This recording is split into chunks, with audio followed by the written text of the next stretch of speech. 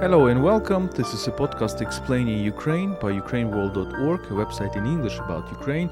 UkraineWorld is brought to you by Internews Ukraine, one of the biggest and oldest Ukrainian media NGOs. My name is Volodymyr Yermolenko. I am chief editor of UkraineWorld.org. With this episode, we launch a series of podcasts about Ukrainian culture and its deep links with the European and global culture. Yes, during the war, it is time, in our opinion, to talk about culture. It is time to talk about Ukraine and Europe. It is time to talk about these deep ties which explain why Ukrainians resist Russia's mad anti-European empire in a so decisive way. We're making this series thanks to support of the EU delegation to Ukraine. Our listeners know Tetyana Ogarkova, my partner and interlocutor. You know that she's in charge of international outreach at Ukraine Crisis Media Center. But Tetyana is also a wonderful scholar, lecturer at Kiev Mohyla Academy, where she teaches at the Department of Literature. And before the war, we made a series of podcasts in Ukrainian with Tetyana for Ukrainian public broadcaster about Ukraine's deep links with the European culture. So now we want to tell this story also to the English-speaking audience. Hello, Tanya. Hello, Volodya. So before we start, let me remind you that you can support us on Patreon, patreon.com/UkraineWorld. There will be a series of 5 episodes with different people, and as we do a lot of talks with Tanya, so we decided to start with her. So, Ukrainian culture, indeed, during the war, do you think it is worth talking about it? Yes, I'm convinced that this is a high time to talk about that because otherwise we don't have any reasons to fight. So if we fight, it's in order to have our own right, to have our own culture, Ukrainian culture, European culture here. And indeed, I think that this reflection, it started for us personally many years ago. And specifically in the series you mentioned in the beginning, so Ukrainian cult. So Ukrainian culture, in its links to European culture, is something extremely important for us. Because this is a fight for subjectivity. What Putin wants to erase in Ukraine... You mean for agency, for being an agent, right? being subject. And when we reinvest this perspective, and when we try to stress and try to show all these sometimes forgotten pages of Ukrainian culture, we highlight the fact that we are subjects, we are actors, and Ukraine is an actor with its own Ukrainian culture. And that's that's only because we are what we are fighting for, in fact. Let's start from the very beginning. The very beginning for me, it's, for example, Herodotus, who is mentioning Scythus, and the steppes, the Black Sea steppes. So basically the current Ukrainian territories, and these territories which Russia is trying to capture right now. And so which is already occupied, like in Kherson. Yes, so this is south of Ukraine. These are very important lands. The beginning of the Eurasian steppe, and these Scythian tribes which have a very important heritage. And by the way, it is also robbed by Russians right now. So we hear the stories of Scythian gold, which is robbed by the Russians. But it is very important that in ancient sources there is already this kind of a reflection upon this. We know that Greeks were settling also in the northern Black Sea, in Crimea, and the Chersonese in Crimea. These are very important stories. So in a kind of way, we are deeply connected with these ancient roots. And I don't know if you agree with me, we have this kind of an attempt to go back to these ancient roots more and more increasingly, right? So we can talk about, for example, Ukrainian Baroque and Ukrainian intellectual tradition like Skovoroda, Grigory Skovoroda. We are celebrating 200 years from his birth this particular year, mm-hmm. right? No, 200 years, what I'm talking about. 300 years, 300 of course. Years. 300 years. And Skovoroda is a remarkable combination of a European style of thinking and kind of a maybe not so much European style of living, because he's not a university professor, he's not a preacher an abbé like in France or whatever. He's a wandering philosopher, a philosopher both wandering and wandering, so a philosopher who is coming from a town to town, from a city to city, a kind of a delocalized personality, right? But in a way, he's very much like to Rousseau, for example, to Jean-Jacques Rousseau, a French philosopher who also admired this walk, this philosophical walk, and La Promenade, and all this idea that ideas are linked to physical effort as well. So in a way, there is also a European dimension of Skovoroda and the European parallel to Skovoroda's way of living as well.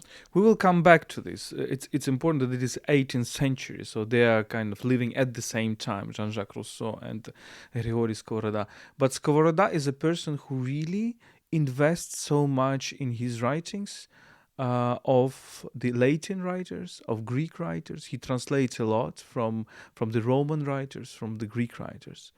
Then we can, for example, say that the first translators of Homer into Russian, he was Ukrainian, called Hnedych. You probably know from our childhood we were reading Homer's Iliad and Odyssey, and it was Hnedych or Hnidych. He was from Poltava. And then all this Kiev-Mohila education, which was in 17th, 18th century, which was deeply in this Latin education, Latin texts. And then we see one of the latest kind of examples of it, Ivan Kotlяревsky, from whom we started this Ukrainian vernacular literature, in vernacular Ukrainian. What he does a travesty on Virgil's Aeneid, right? So Ukrainian literature in vernacular started with a kind of a dialogue with a great Roman poem, which is in itself a dialogue with Homer's Odyssey. So it's remarkable how this antiquity goes on and on and on. We can mention, for example, the Drahomanov, Mikhailo Drahomanov, one of our greatest intellectuals, who was basically a historian of ancient history and took many ideas of republican or democratic society from the ancient history. We can talk about Lesya Ukrainka, our greatest writer, and how deeply she is enrooted in these ancient topics. In the ancient Greek culture. And most surprisingly here is that this culture is being formed during sometimes the historical periods where there is no Ukrainian state as it is. So we are talking about this dialogue, we are talking about these links, we are talking about these ties to European culture, to European antiquity, while Ukraine is not kind of independent culture, independent state. It always happening when Ukraine is a part of something else, and that's why it is so difficult to find and to reinvent this subjectivity of Ukraine.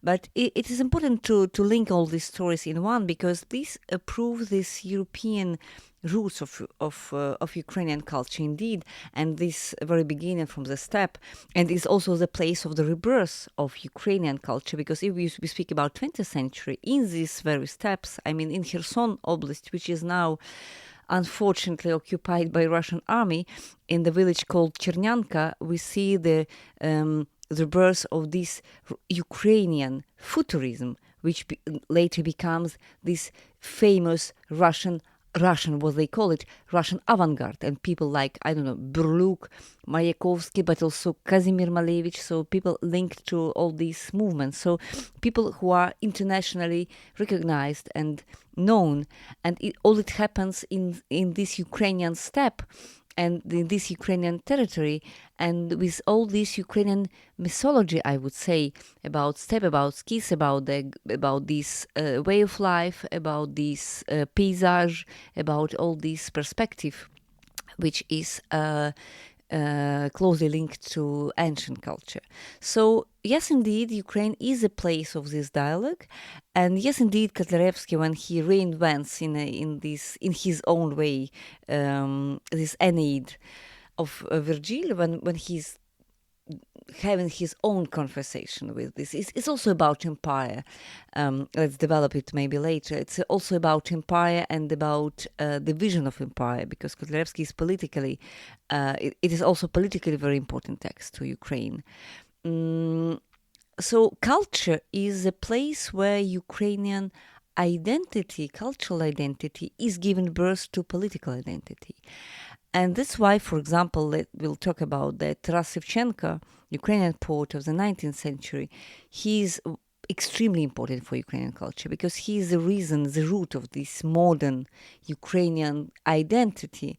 Not a governor, not a president, not a king, but in Ukrainian culture, in Ukrainian situation. So this identity, the nations comes from culture, and not vice versa. No, not it is. Ukraine is born. Yeah, I mean, modern Ukraine is born with a poet, but not created, not born with a king or with a dynasty or with a political regime or whatever. And that was also a European phenomenon. So we change a little bit between centuries, but maybe later in this conversation we will try to be more systematic. So to our listeners, don't worry, we will try to do some conclusions. But for Taras Shevchenko, for the 19th century, this romanticism, this idea that the poets have a sacred role to play in the society, it was also a pan-European idea. I remember this book by French literary critic Paul Bénichou, Le Sacre de l'écrivain, the sacred of the writer, when he talks about, of course, the German literature of the time, very important. We can talk about Polish literature of the time, Adam Mickiewicz and Juliusz Slowacki and others. We can talk about the French literature, or the British, and also Ukrainian literature, right? So trying to seek some wisdom which is beyond both politics and science. Yeah, but maybe the difference is that behind Shevchenko there is no king and no prince and no monarchy and no nations. Yeah, I mean, he's literally creating this nation for Ukraine, and there's a difference because he has no Ukrainian idea. I know, just to found his vision of Ukraine, no political idea behind, no political reality. Yes, a political idea, but no political reality, because Ukraine is not an independent state at that moment, and there is no sovereignty, if I may say, behind him when he is found. So this is, in a way, explains why Ukrainian culture is somehow more fragile. Because without any political structure behind it, for many centuries, let's admit it, it was very easy for Russia specifically to steal whatever comes from Ukraine and to present it as Russian culture, what is reality now. So they were, for example, pretending many Ukrainian writers, we'll talk maybe about Marko Vovchok, who became, on the contrary, Ukrainian writer, but then she moved to Europe, and Gogol and Malevich and many people from Ukrainian culture as Russian writers or painters or whatever. Because Ukraine was, at least in the 19th century before and after, a part of this empire. And the lack of this political identity, it had its consequences for Ukrainian culture. And now we have to reinvent and to restore this cultural heritage and to claim that these people were Ukrainians, even if there were no Ukrainian independent and distinctive state. One of the biggest examples is, of course, Ukrainian avant-garde. And your work very much on Ukrainian avant-garde. We're talking about early 20th century. The key name is, of course, Kazimir Malevich, who is a painter born in Kiev to a Polish family. So I would say that he's at the same time close to the Polish culture, to the Ukrainian culture. His first languages were Polish and Ukrainian, and now he's really presented everywhere as a Russian avant-garde. Can you tell us a little bit more about this context, maybe other names of this Ukrainian avant-garde? Yeah, Malevich is a very specific case because he was really born in Kiev, but this is not in itself a decisive fact. The decisive thing is that, for example, in his autobiography, he states that the most important influence on his choice to become a painter, it was Ukrainian peasants. He spent a lot of time in Ukrainian villages because his father was a kind of engineer in these sugar plants, something like that. And he spent a lot of time in simple Ukrainian villages, and he observed how people created art, this kind of primitive art, I would say, in this context. And he, as a child, he was so much impressed by these colors of Ukraine that that he recognized many years after that it was decisive for him. I mean, all these early years, and he was also making a contrast between Ukrainian peasants and all these industry people who were living in cities and who were people, as he said, without art. And this kind of art, when people were painting their houses and their pitch, how you say it, in simple houses, it was an example for him. And all these colors, in his first periods, when we claim that Malevich, he had some influence from Fauvism, from this French phenomenon of Fauvism, but at the same time, there were colors of Ukraine. And the same story, for example, is about Sonia Delaunay. Sonia Delaunay, who we know as a French artist, French painter, and the founder of what we call simultanism. She was born in Odessa. She was born in Ukraine, and later she traveled to. When she was 5 years old, she traveled to Russia, and when she was 18 years old, she left Russian Empire, in order to go to Germany and later to France. But Sonia Delaunay, which is French painter, but she also wrote in her autobiography that she is that the most great experience, maybe influence in her life, was the colors, these Ukrainian colors she recalled from her childhood. This is also important. There are also people like Alexandra Ekster, also with Ukrainian roots. All these people, surely at this beginning of the 20th century, they moved a lot. They moved to Europe because Europe at that time was a kind of a huge laboratory of all kind of avant-gardes, all kind of new art. And a lot of people came from Ukraine, but unfortunately, a lot of these people, they are presented to be Russians. Look, for example, what happened in Kherson region, in this village Chernyanka.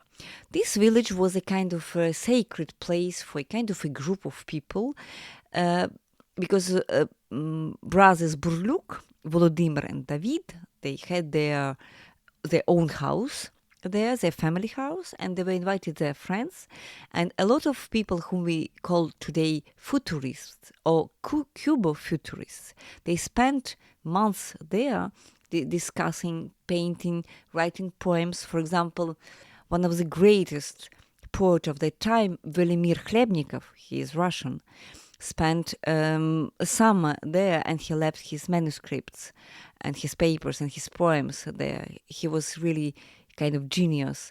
He was Russian, but he was digging very deeply into Slavonic languages and trying to find these ancient roots. He was inventing his own language, I mean, cosmic language maybe in a way. And he was very much close to Burluk. And Burluk, they left Russian Empire at the time. They immigrated to Japan, if I'm not mistaken, and then to United States. So it was a story of immigration. And they are known in this, they were very well known abroad, but nobody writes Burluk, Ukrainian painter. Everybody was writing like Russian painter, etc., etc. So many stories like that.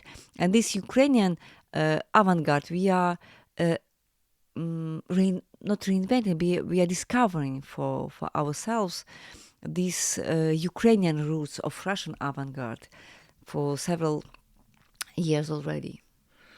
So we touched upon several topics, and let's try to lead to some maybe generalizations. We talked a little bit about antiquity and the role of antiquity for Ukrainian culture. We talked very little about the Baroque. Baroque is also very kind of a European element because the Baroque, the 17th, 18th century, it is very interesting epoch in European culture when you see a Catholic reaction to the Protestantism. But the interesting things about Ukraine is that this enlarging, expanding Catholic Church through Jesuits, through the new universities, etc., this idea of triumphal church, it went to the Eastern Europe. It found Orthodox people, like the Eastern Christianity, and it was very pushing. It was also pushing for unification of churches. The Orthodox resisted to this, and while resisting to this Catholic Church culture, they responded with Catholic means, with Latin language, with literature in Latin, with the architecture which copied in some ways the Catholic Baroque architecture, etc. And out of this, maybe also this is one of the elements out of which the modern Ukraine was born, under the synthesis between the Catholic culture and the Orthodox culture, right? This exchange, very very interesting exchange. We talked also about Romanticism. We talked about avant-garde. So maybe there are some of the generalization that we can make about this Ukrainian and European culture. If we talk about the medieval times, this famous Kievan Rus, or as it was called Rus, out of which in the basically 17th, 18th century, Peter I invented, thanks to Ukrainian intellectuals, invented the concept of Russia. But Rus is not a Slavic term; it's a Scandinavian term, and basically it designated a certain, most probably, tribe of Scandinavians who came here. So Rus, the big empire, the big statehood in Eastern Europe, in the center of Kiev, was a kind of a bridge between East and West, but more importantly, even for me, between North and South. North and South, first of all. Between Scandinavians, the Varangians, the Vikings, and the Byzantine Empire. Yeah, because if you look, for example, at Saint Sophia, so there's a main cathedral built in the 11th century. So at that time of the state of Rus, it has a very explicit traits coming from Byzantine art. So this is a kind of a really link not only between West and East was inexisting in a way, because when Rus existed, there were no Moscovia. Moscovia was founded several centuries later. And namely, yeah, it was a link between North and between South, and a place of trade and place of dialogue between Mediterranean culture and Northern culture. And interestingly, if you go, for example, to today, and we went before the war, we were in Venice, in San Marco Cathedral, which is also, as we know, had been built under the great influence of the Byzantine architecture. We see images which are so close to the images in Saint Sophie in Kiev. So we can trace these interesting influences, interesting examples.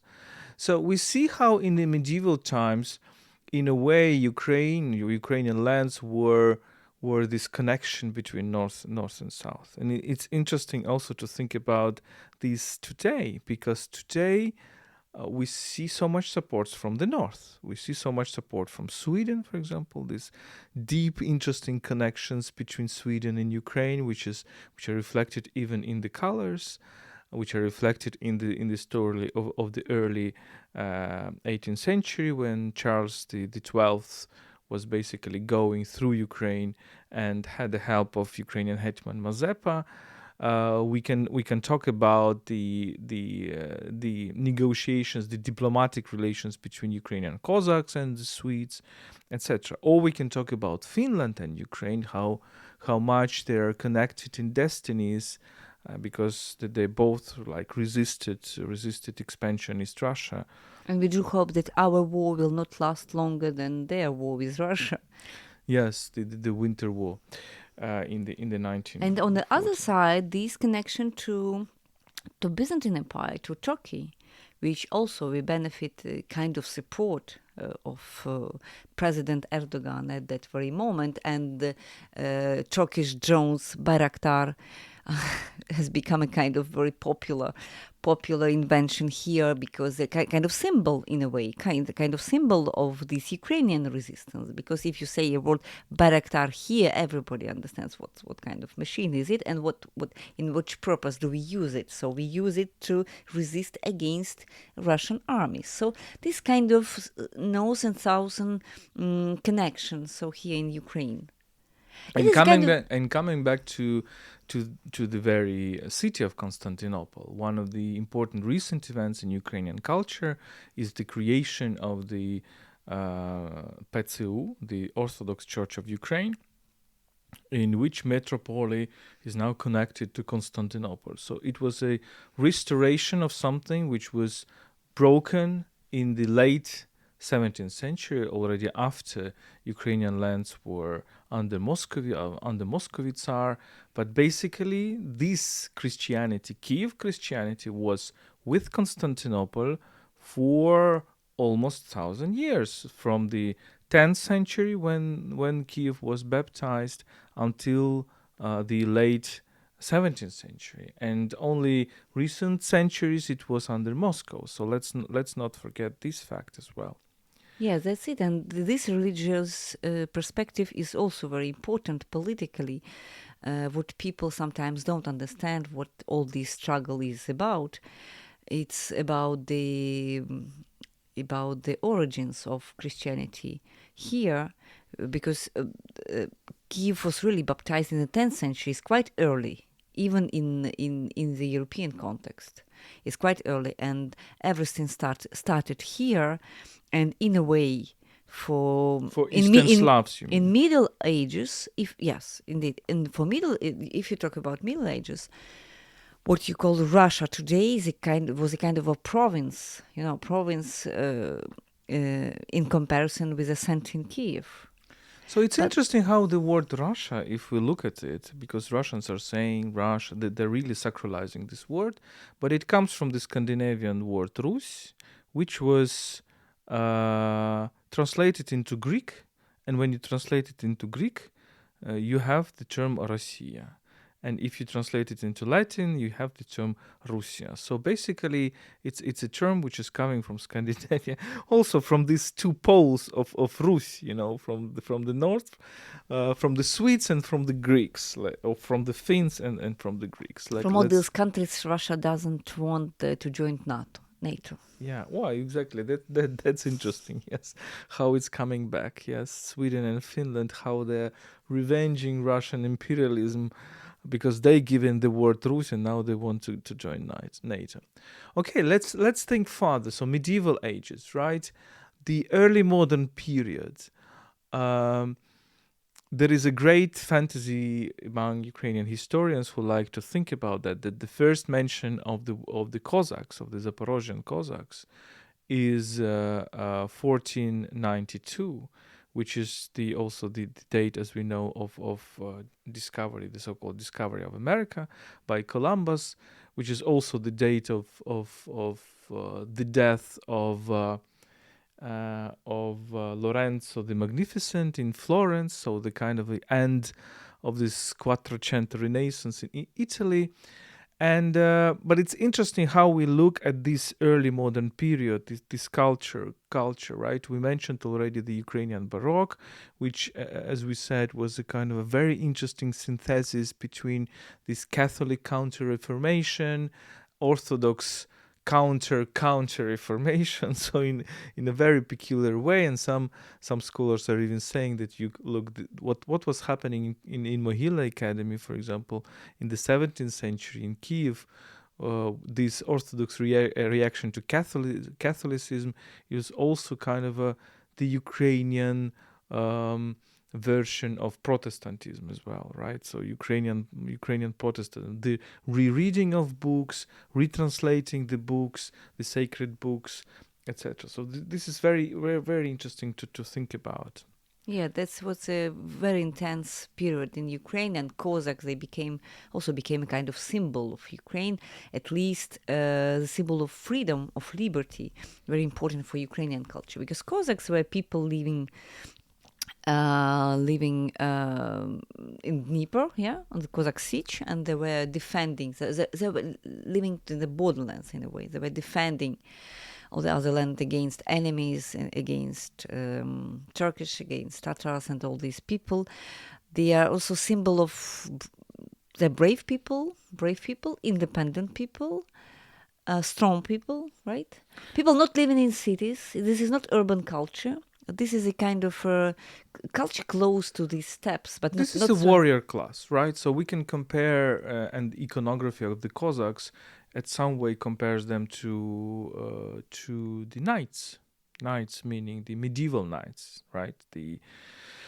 And this knighty culture it's a very important element why we have a new aristocracy was born from the Cossacks in the 17th century. So these people who were kind of warriors and who were saying that they gained their nobility out of this. But interestingly, we see this connection between the medieval princely times and the Cossacks. This is something what Ukrainian historian Serhiy he likes to talk about, how in this mythology of the Cossackdom we have this kind of a continuity between the medieval princely times and this new aristocracy. So Cossacks were playing a very important role in the European diplomacy. Many of the Cossack leaders like Bogdan Khmelnytsky or Ivan Mazepa were highly educated people, extremely educated people. Now we have people who are in Sweden and trying to look into this correspondence between Ukrainian Cossack hetmans, in particular Mazepa, and the Swedish kings in Swedish. And it's very, very interesting, to follow this. So we have these connections. We can also say that in a way, the war which Bogdan Khmelnytsky started against the Poles in 1648 was a continuation of the 30 Years' War in the European continent between the Catholics and Protestants. The difference is that the war started by Khmelnytsky was a war between Orthodox and Catholics. So in a way, it was a continuation of this war, continuation of these global trends and global changes. And we would not understand the Ukrainian history after this element, that Orthodox Cossacks, finally they decided to fight against this triumphal Catholic Church, and Khmelnytsky didn't find it better way to strike a deal with Moscow Tsar. Mm-hmm. But at the same time, there is also a difference to highlight between this Cossack culture, this warrior culture. These were warriors, they were diplomats, they were integrated into this European diplomacy and European wars as well. But it was not a monarchy. It was not an idea about this political rigid structure, with a king, one king, and then this monarchy family, or like Tsar in Russia. So yes, there were many hetmans, but they were changing. And it was not a story of dynasty. They were elected? They were elected. And this is a kind of a different political culture from the very beginning. So I think it brings us very closer to, of course, to Rzeczpospolite, to Polish-Lithuanian Commonwealth, in which also the kings were elected. But this, in turn, brings us to the Holy Roman Empire, where emperors were elected, at least in the initial stages. Later, you had finally this dynasty of Habsburgs. But yes, this electivity of the sovereign. And another very important element is that the Cossacks, striking a deal with the hetman, they were defending their rights and freedoms. And this concept, rights and freedoms, was very much enshrined into the way how Cossacks were thinking. So we can basically trace this story back to the European culture of political culture, starting from Magna Carta in Britain, or starting from the idea of autonomy of the cities, Italian city-states, German cities, etc. And by the way, this German law, which was proclaiming the autonomy of the cities, towns against the power of a feudal, was very important in Ukraine. So the cities, towns, and even villages, which were under the territory of the Rzeczpospolita, the Polish-Lithuanian Commonwealth, they enjoyed this autonomy. And this never happened in Russia, by the way. Yes, indeed. And the Cossacks were extremely important for Taras Shevchenko for the 19th century, where there are no more Cossacks in reality, but they were important for Shevchenko like noble people, because Ukraine culture at that very moment, in the 19th century, it was a kind of a low culture, I don't know, peasantry culture of people who are uneducated, who live in villages, and high culture, I mean refined culture, came from Russia. And why Shevchenko is so important? Because he created this admiration for Cossacks, and he was just putting them like a real national aristocracy, and this is important. He was recalling all these moments important for Ukrainian culture. It's very interesting. We now turn from the Baroque, from the 17th and 18th century to the 19th century. Then we will go to the 20th and 21st century, I guess. So in the 19th century, what is interesting is that you are telling that this high culture was coming from Russia. Look, the high culture in the 18th century was coming from Ukraine. Therefore, we are talking about all these educated people who knew Greek or Latin, who were translators of the Greek or Latin poets. And the high culture, literature culture in Russia at the time, in the early 18th, 19th century, was basically a replica to the high culture primarily of the French-speaking world. And when there was this process of assimilation of Ukrainian gentry to not only Ukrainian, Georgian gentry, for example, to this Russian culture, I give only one example all the time. Just look at the names of Russian generals during the Napoleonic Wars. You will find there Georgians like Bagration, you will find there Germans, you will find there French, well, maybe you will find Kutuzov, which is not, So, and I was always surprised. So the society of during Napoleonic Wars in St. Petersburg was everything but Russian, And it's interesting that Ukrainians played a very important role at that time, but they were already considering themselves not as Ukrainian gentry or Cossack gentry, but as imperial gentry. And in the Decembrist movement, there were lots of Ukrainians as well, like Muravyev-Apostol or some other people, right? And it's interesting that Shevchenko comes in a moment, in the Romantic moment in Europe, when, thanks to primarily to German Romanticism, to Scottish Romanticism, people are saying, look, we are not interested in this high culture, this salon culture. We're interested in something very deep, in the culture of the silent, coming from people, of those. We are interested in the words of those people who are deprived of their words and who are linked to the nature, because in Romanticism you also have this cult of nature, so close to the source. So all this not artificial culture who lost its links to nature, but something very, very vivid, very vital.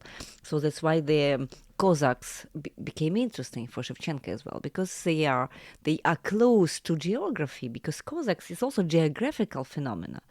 There will be no Cossacks in Ukraine without Dnieper and without Parogi. And without Parogi, how you say it, without these the rocks, the Dnipro rocks. Yes. Yeah, without all this geographical specificity of the region, which they used for their wars and for their battles and for their activity. So, and for Shevchenko, that's why they were important. There was something somebody coming from this specific land, from this Ukrainian landscape. They were born by this Ukrainian landscape. They were not universal. They were not something coming from Europe, like French language, for example, widely spoken in the 19th century everywhere in Moscow or in St. Petersburg. We do remember all these nannies, teaching French for these small kids in Russian noble families, and they were speaking French fluently from the early childhood.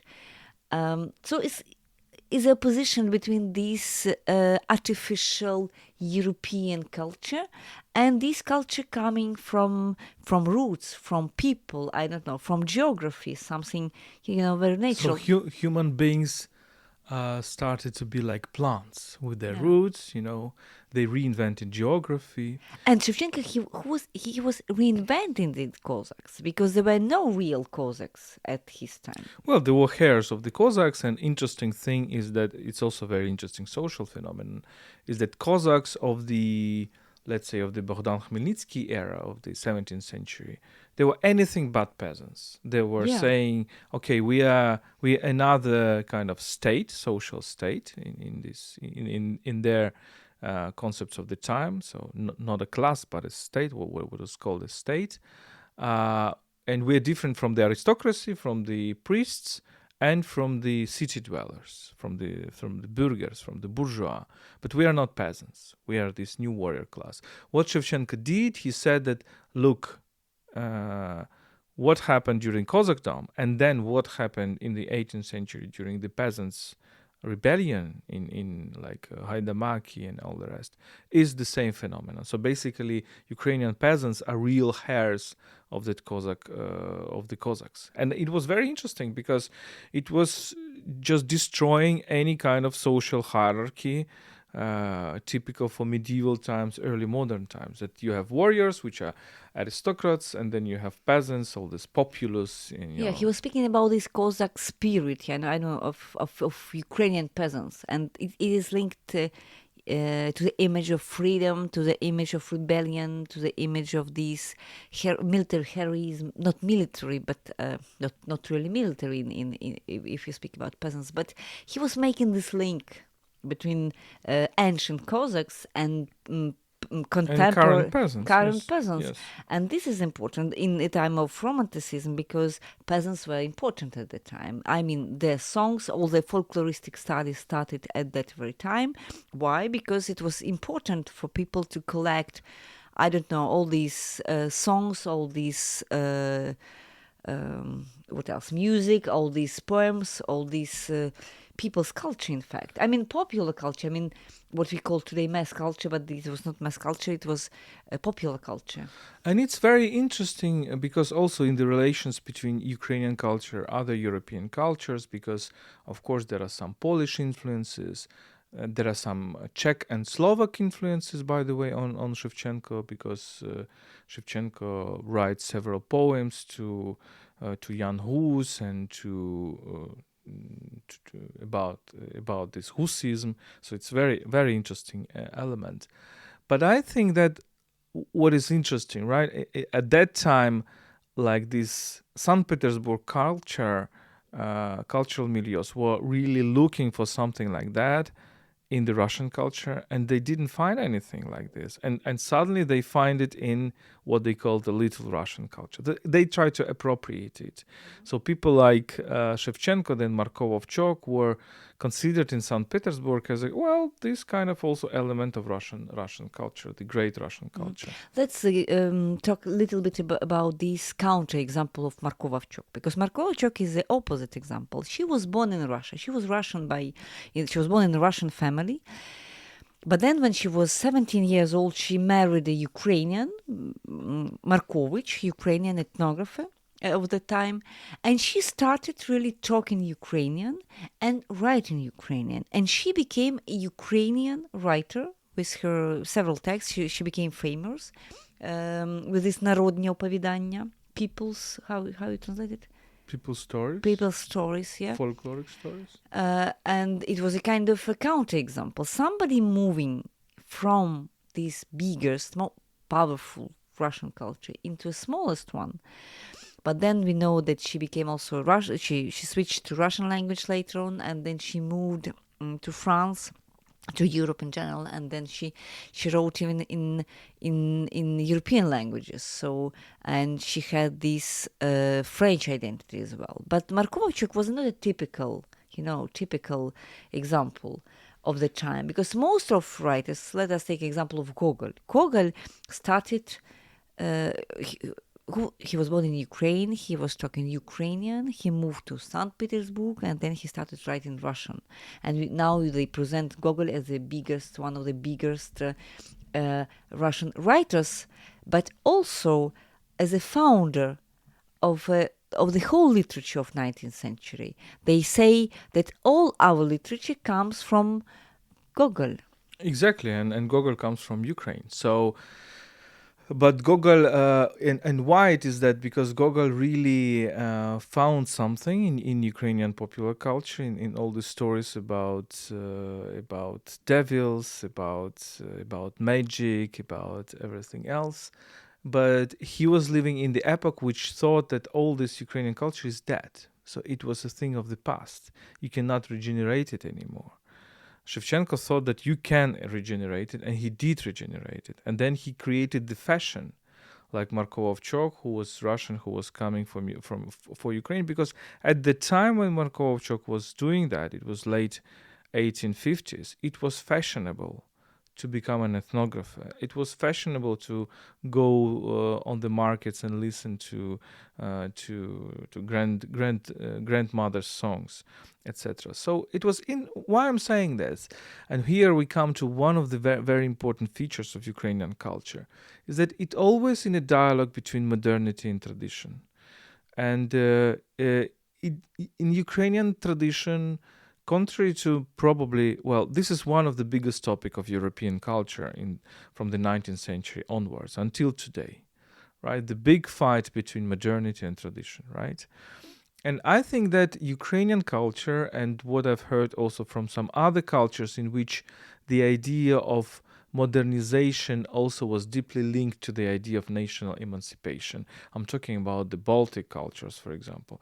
I heard from many people from these countries the same idea, is that it's not kind of a clash between modernity and tradition, because Ukrainians, for example, seek for emancipation from the empire, and they seek this emancipation both in kind of a modernization of their culture, but also in going deep into traditions. Yes, indeed. And let's look to another example, Olga Kobylyanska.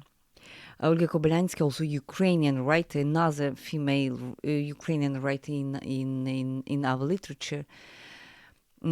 It was another story for emancipation, because it was a feminist emancipation. Olga Kobylyanska was a German-speaking woman in the beginning. From Chernivtsi? From Chernivtsi. No, she was born somewhere in Romania, in contemporary Romania. In Iași, no? No, in Iași, in a smaller town. And she was born in a German-speaking family, and her first literary texts were written in German. But then she met several women people who were also in this trend of Ukrainian folklore, Ukrainian culture, and she switched into Ukrainian when she was a kind of teenager, maybe 16, maybe 17 years old. And she started writing all these extremely important for Ukrainian literature texts, with this emancipation idea, because social emancipation. This is not about empire, this is about women. And this modernization project came together with this emancipation. I mean, and also this idea of land, very important in Ukrainian culture. I mean, she has this famous text called Land, which was maybe the most popular during Soviet times, because it's a conflict about land, about property, and about all that. And she was criticizing these fundamentals. She's very important from that point of view. And another case of somebody coming from German language, from a different language into Ukrainian. She was fond of Nietzsche. And what we see in her literary text, we see female characters look like Zarathustra. I know these overhuman, how you say it? Superhuman. Superhuman characters, but not male, but female characters. I know very strong female characters. It's about independence for women. It's about subjectivity as well. It's about the fact that women are also important. And this is a modernization project because the links of Kobylanska to Germany, to this European culture, was something she came from. She came from this European culture to Ukrainian culture. And she found it something very different from this classical Ukrainian culture of the 19th century, But at the same time, she was in constant dialogue with Ukrainian culture. For example, she was a close friend to Lesya Ukrainka. They were friends. There were also some gossips about their love story, at least based on their letters, their correspondence, which was published. At least a part of this correspondence, because we do have letters of Lesya Ukrainka, but we don't have these letters of Kobylanska in it. So this is another example of this dialogue between modernization and tradition at the same time. And Lesya Ukrainka is also very interesting here.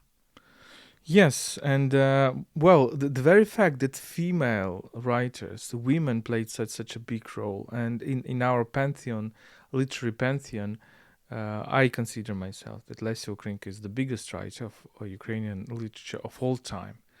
But really, Ukrainian literature is something that if you make a list of 5 most important writers of the 19th century, maybe three of the 5 will be women, right?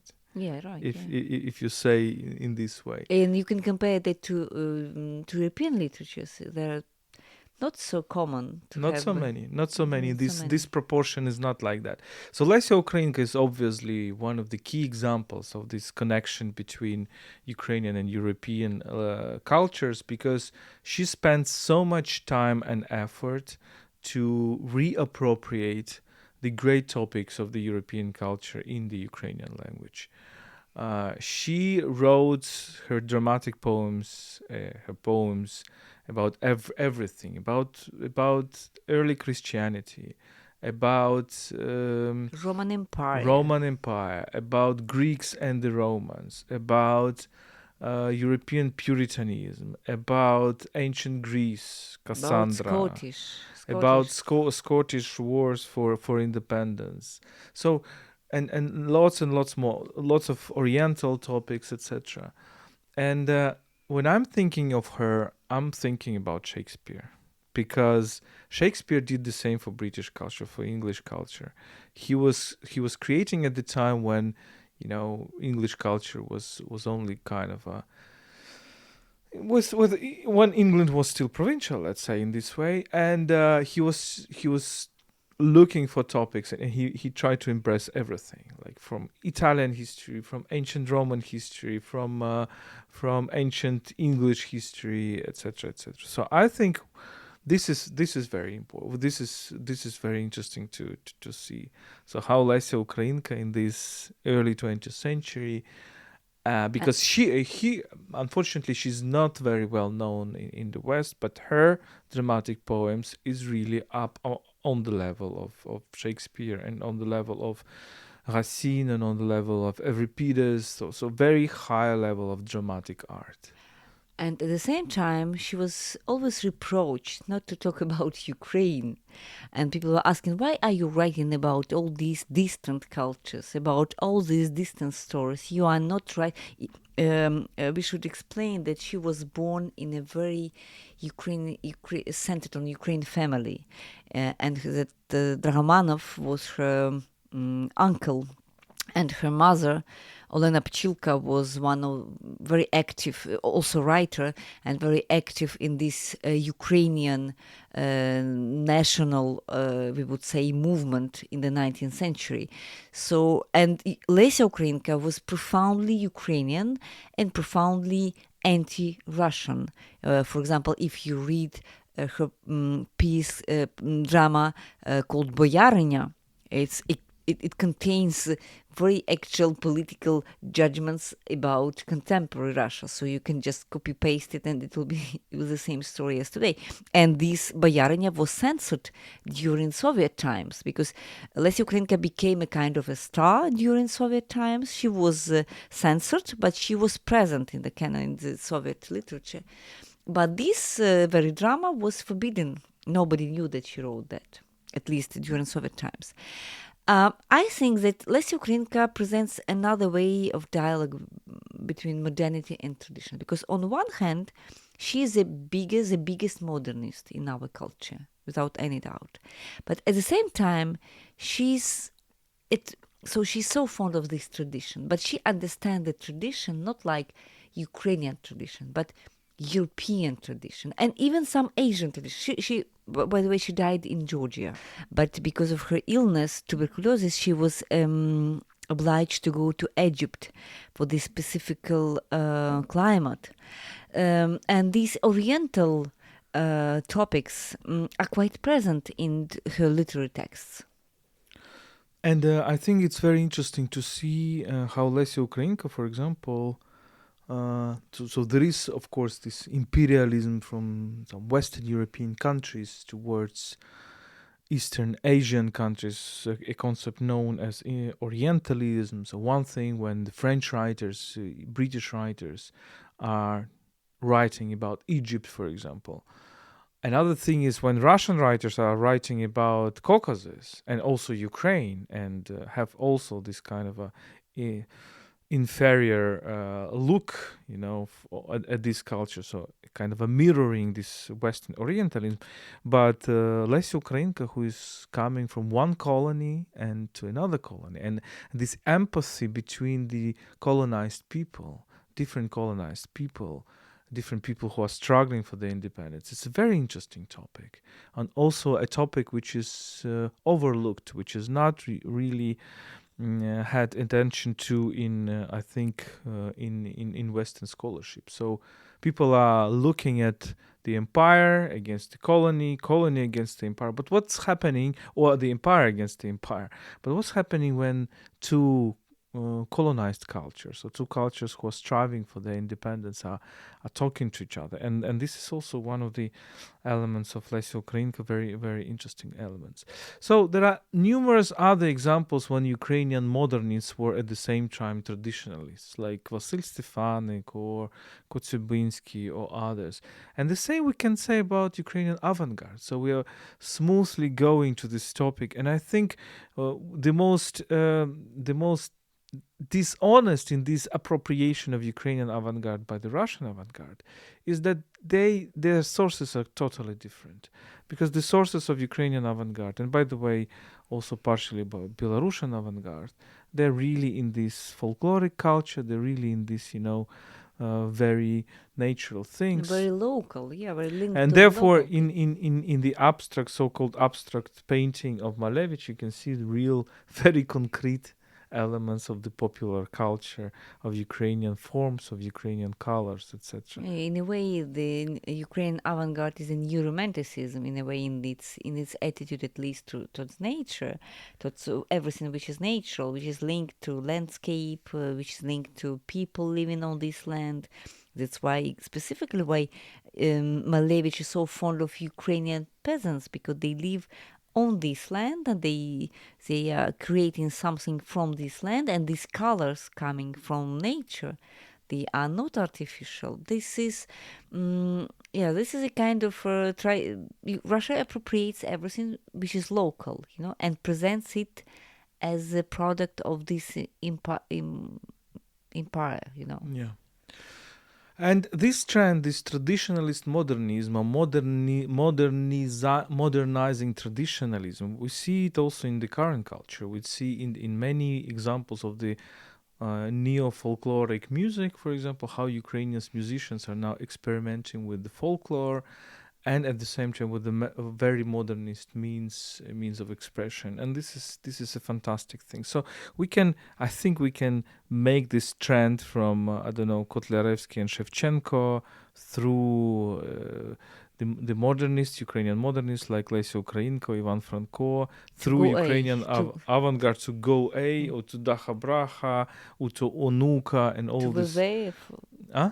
VV as Yeah, well. to VV, to all these popular Ukrainian brands. You can see at UkraineWorld, if you're interested in this, we have several articles on Ukrainian contemporary music, the folkloric music, the ethno music, and we are also making a video about that. So it's really very interesting.